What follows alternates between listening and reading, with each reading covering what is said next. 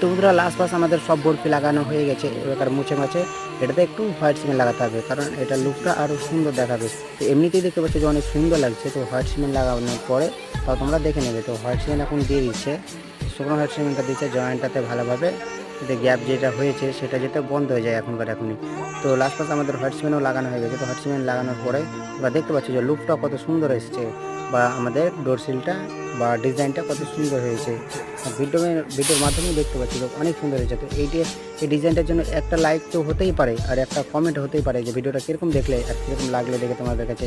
কারণ এই বর্ডারটা আমি এর পরের ভিডিওতে দেখাচ্ছিলাম, আর তারপরে এটা মানে রান্নাঘরেরই ডিজাইন, এটা দুই জায়গায় দুটো হলো। তো ওটারও ভিডিও দিয়েছি আর এটারও তোমরা দেখলে দুটো একসাথে সাথে। তো বন্ধুরা